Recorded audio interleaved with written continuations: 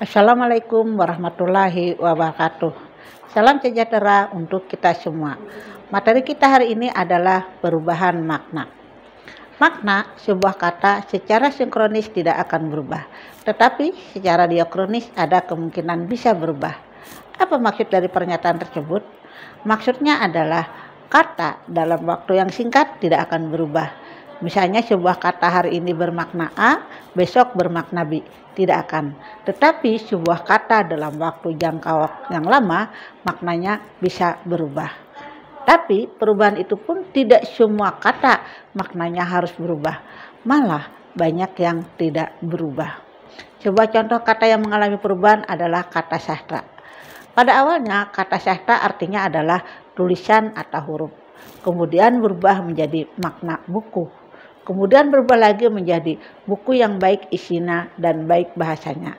Dan yang terakhir berubah lagi menjadi bahwa sastra adalah karya yang bersifat imajinatif dan kreatif. Nah, dari situ kita bisa melihat bahwa pada faktanya karena berbagai perkembangan ilmu dan teknologi, budaya dan sebagainya, sebuah kata itu dalam jangka waktu yang lama atau secara diakronis itu bisa mengalami perubahan. Ada beberapa sebab sehingga makna bisa berubah. Yang pertama adalah karena perkembangan ilmu dan teknologi. Apa yang dimaksud dengan bahwa perkembangan ilmu dan teknologi bisa menyebabkan perubahan makna? Berubah karena adanya pandangan baru, atau karena ada teori baru, atau akibat dalam perkembangan ilmu dan teknologi. Saya berikan contoh. Misalnya pada kata berlayar. Berlayar makna sebelumnya adalah perjalanan di laut atau di air dengan menggunakan perahu atau kapal yang digerakkan dengan tenaga layar. Oleh karena itu namanya berlayar. Tapi sekarang kapal tidak mesti menggunakan layar, bisa menggunakan tenaga mesin dan nuklir. Nah, sekarang kita bisa tetap menyebut berlayar, padahal itu tidak menggunakan layar. Berarti makna kata tersebut konsepnya berubah. Bisa saja menggunakan tenaga mesin atau tenaga nuklir. Misalnya lagi sekarang PELNI, kata PELNI singkatan dari Pelayaran Nasional Indonesia. Nah, itu katanya tetap, padahal makna yang dikandungnya berubah. Itu kenapa? Karena perkembangan teknologi. Sama seperti pada kata kereta api. Dulu kenapa namanya kereta api? Karena lokomotif itu digunakan pakai batu bara. Sehingga ketika lokomotif itu hidup, itu mengeluarkan asap. Makanya dulu ada peribahasa hitam-hitam kereta api banyak yang menanti. Sekarang karena kemajuan ilmu dan teknologi, kereta api tidak saja itu menggunakan bahan bakar batu bara. Tapi bisa saja bertenaga uap, bertenaga listrik, dan sebagainya. Tapi namanya tetap kereta api. Jadi tidak berubah menjadi kereta listrik atau kereta diesel dan sebagainya. Faktor yang kedua yang bisa menyebabkan perubahan makna adalah perkembangan sosial budaya. Dalam hal ini kata yang digunakan tetap sama, tetapi konsepnya berubah. Seperti kata saudara. Saudara itu artinya adalah seperut atau sekandungan atau lahir dari kandungan yang sama. Jadi misalnya saya punya saudara 3 orang. Berarti saya punya saudara yang lahir dari kandungan yang sama itu 3 orang. Nah, seiring berkembangnya sosial dan budaya, saudara itu tidak hanya bermakna seperut, sekandungan atau lahir dari kandungan yang sama. Tapi menjadi saudara itu adalah siapa saja yang dianggap sederajat atau berstatus sosial yang sama. Nah, jadi misalnya ketika orang usianya sama dengan kita, mungkin kita bisa memanggilnya saudara Nah, jadi hampir semua istilah kekerabatan itu mengalami perubahan makna. Jadi misalnya kata bapak itu dulu kita memahaminya adalah orang tua laki-laki kandung. Sekarang ketika seseorang itu seusia bapak kita bisa memanggilnya bapak, atau seseorang itu seusia nenek kita atau kakek kita memanggilnya nenek atau kakek. Ketika seseorang itu seusia di bawah kita bisa memanggilnya adik. Nah, itu yang disebut dengan bahwa kata itu konsepnya berubah menjadi meluas. Itu adalah akibat dari perkembangan sosial budaya. Sama dengan kata sarjana Kata sarjana dulu adalah maknanya orang pandai atau cendekiawan. Sekarang sarjana itu artinya adalah orang yang sudah lulus perguruan tinggi setara S1. Jadi walaupun orang cerdik atau pandai, tapi kalau tidak lulus kuliah S1 itu tidak bisa disebut sarjana. Nah, itu termasuk salah satu bahwa konsep makna itu berubah ya. Nah, berubahnya itu menjadi bisa meluas, bisa juga menyempit. Faktor yang ketiga yang menyebabkan makna berubah adalah perbedaan bidang pemakaian. Apa maksudnya? Setiap bidang kehidupan atau kegiatan memiliki kosakata tersendiri yang hanya dikenal dan digunakan dengan makna tertentu dalam bidang tersebut. Misalnya ya, pertanian itu ada kata-kata benih, menuai, panen dan sebagainya. Kalau pada kelompok kata pendidikan seperti kata murid, guru, ujian ya, konsultasi dan sebagainya. Kalau pada kata agama misalnya ada imam, ada iman, ada banyak ya untuk kosakata dalam bidang agama. Nah, ketika kosakata itu digunakan pada bidang lain, itu maknanya akan berubah. Nah, misalnya pada kata kelompok bidang pertanian, itu ada kata menggarap ya. Nah, menggarap itu ketika dituliskan menjadi kalimat menggarap sawah, menggarap itu berarti mengolah sawah. Tapi ketika dimasukkan ke dalam pendidikan, kata menggarap itu misalnya menggarap skripsi, berarti menggarap di situ adalah mengerjakan. Ada lagi menggarap usul anggota, menggarap generasi muda, menggarap naskah, kemudian menggarap gadis, itu maknanya berbeda-beda. Itu sebabnya artinya apa? Perbedaan bidang pemakaian pada kata yang sama itu menimbulkan makna baru ya. Jadi makna yang sebelumnya itu tetap ada, tetapi maknanya bisa berluas atau bisa bertambah. Yang berikut, yang keempat adalah faktor penyebab terjadinya perubahan makna adalah adanya asosiasi. Nah, jadi adanya asosiasi ini adalah makna baru yang muncul adalah berkaitan dengan hal atau peristiwa lain yang berkenaan dengan kata-kata tersebut. Nah, misalnya kata amplop ya. Kita tahu kata amplop itu artinya adalah sampul surat. Tapi ketika kata itu kita gunakan pada bidang yang lain, misalnya saya ingin memberi amplop kepada orang itu agar urusan lancar. Nah, amplop di sini bukan berarti sampul surat, tetapi ada hubungannya dengan kata amplop itu karena amplop itu bisa diisi dengan uang. Nah, kemudian ada lagi asosiasi, misalnya ketika kita membeli kopi, kita pesannya begini, saya pesan secangkir kopi. Sebenarnya keluar itu bukan kopinya, tapi ada air panas, ada gula, ada cangkir. Nah, itu termasuk adanya asosiasi. Yang kelima yang menyebabkan perubahan makna adalah adanya pertukaran tanggapan indera. Indera kita itu ada 5 ya. Ada mata, gunanya untuk melihat. Ada hidung, itu untuk mencium. Ada lidah, itu untuk mengecap. Kemudian ada kulit untuk meraba atau merasa ya.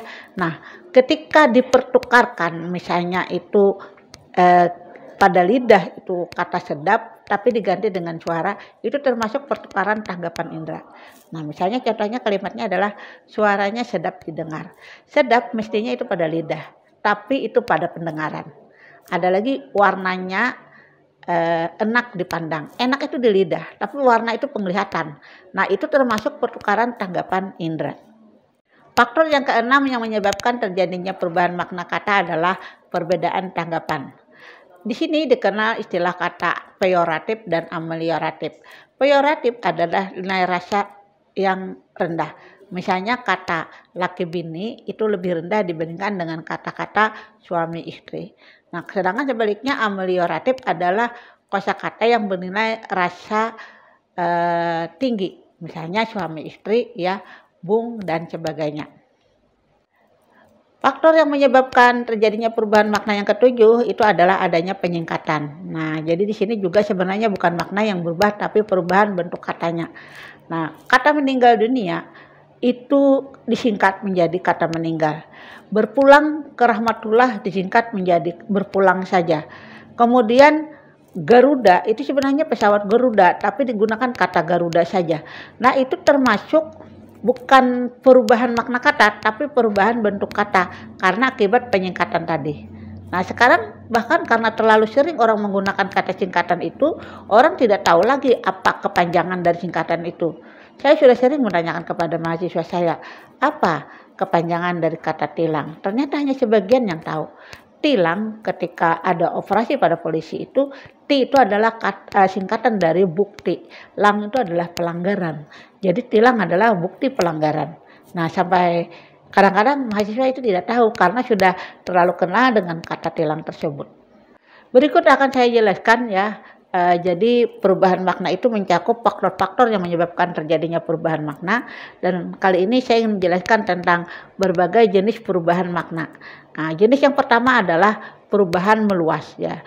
Perubahan meluas itu artinya adalah gejala yang terjadi pada sebuah kata atau leksem yang pada mulanya hanya memiliki sebuah makna, tetapi kemudian karena berbagai faktor memiliki makna-makna yang lain. Seperti yang saya contohkan sebelumnya, yaitu pada kata saudara, dan semua kata-kata yang mengandung kekerabatan itu semuanya berubah. Jadi kalau nenek itu adalah orang tua ibu kita atau bapak kita, itu bukan hanya itu, nenek yang seusia nenek kita itu kita panggil nenek. Itu namanya perubahannya itu meluas ya. Ada lagi kata baju.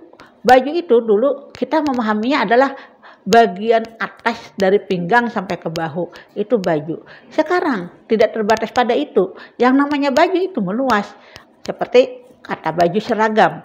Kalau baju seragam itu bukan hanya atasan saja, tapi juga ada topi, dasi, sepatu, dan sebagainya. Makanya makna kata baju itu juga meluas. Contohnya lagi pada kata mencetak ya. Kata mencetak itu dulu pengertiannya itu adalah yang berhubungan dengan penerbitan. Sekarang meluas, misalnya mencetak itu bertambah menjadi membuat. Misalnya mencetak gol itu berarti membuat gol, mencetak uang berarti memperoleh uang. Nah itu ya, meluasnya itu sebenarnya masih ada hubungan maknanya ya dari makna yang awal. Jenis perubahan yang ketiga adalah perubahan total. Maknanya adalah berubahnya sama sekali makna sebuah kata dari makna asalnya. Nah contohnya kata ceramah. Dulu kata ceramah itu artinya adalah cerewet atau banyak cakap. Contohnya pada kalimat, tuh ibumu sedang ceramah. Nah ceramah di situ artinya cerewet atau banyak cakap. Tapi sekarang berubah total menjadi bahwa ceramah itu artinya adalah pidato ya. Nah kemudian ada lagi contoh kata lain yang berubah total seperti pada kata seni. Seni itu dulu adalah air kencing, makanya ada istilah kata air seni. Nah sekarang seni itu berubah menjadi karya atau ciptaan yang bernilai halus. Jadi di sini yang disebut dengan mengalami perubahan total. Ada lagi contoh lain yang berubah total seperti pada kata pena atau buku sekarang menjadi alat tulis yang menggunakan tinta. Nah sekarang jenis perubahan keempat dari perubahan makna ini adalah penghalusan atau yang disebut dengan eufemia. Nah, yang namanya penghalusan ini adalah gejala ditampilkannya kata-kata atau bentuk-bentuk yang dianggap memiliki makna yang lebih halus atau lebih sopan daripada yang ada. Jadi yang ada itu ditambahkan dengan kata-kata yang lebih halus lagi. Jadi misalnya sebenarnya kata-kata yang dulu itu tetap ada, cuma ada pilihan kata yang baru yang lebih halus. Nah misalnya seperti kata penjara atau bui, itu pilihan kata yang lebih halus itu diganti dengan LP atau lembaga pemasyarakatan.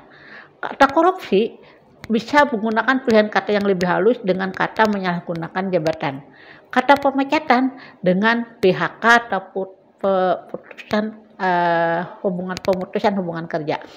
Kata babu itu ada kata yang lebih halus lagi dengan menggunakan kata PRT atau pembantu rumah tangga. Sekarang malah diganti lagi dengan kata pramuwisma. Ada lagi kata kenaikan harga itu bisa diperhalus menjadi kata perubahan harga. Ada lagi kata buaya harimau itu diganti dengan kata nenek. Kata ular diganti dengan akar. Kata buta diganti dengan kata tunanetra. Kata tuli diganti dengan kata tunarungu. Kata gelandangan diganti dengan kata tunawisma. Nah sekarang yang terakhir kata jenis perubahan makna adalah yang disebut dengan pengasaran, sebaliknya dari kata penghalusan tadi yang disebut dengan dispemia. Nah pengasaran ini adalah usaha mengganti kata yang maknanya halus atau bermakna biasa yang dengan kata yang maknanya kasar karena situasi yang tidak ramah atau untuk menunjukkan kejengkalan. Misalnya kata kalah itu digunakan kata yang lebih kasar yaitu masuk kotak. Kata mengambil itu diganti dengan kata mencaplok, kemudian mengeluarkan diganti dengan kata mendepak, memasukkan diganti dengan kata menjebloskan. Itu yang disebut dengan dispermisia atau usaha mengganti kata yang maknanya halus atau bermakna biasa dengan kata yang maknanya lebih kasar. Demikianlah penjelasan tentang perubahan makna yang mencakup tentang faktor-faktor yang mempengaruhi perubahan makna dan juga jenis-jenis perubahan makna. Mudah-mudahan apa yang saya sampaikan dapat memberi pencerahan kepada Anda tentang semantik. Wassalamualaikum warahmatullahi wabarakatuh.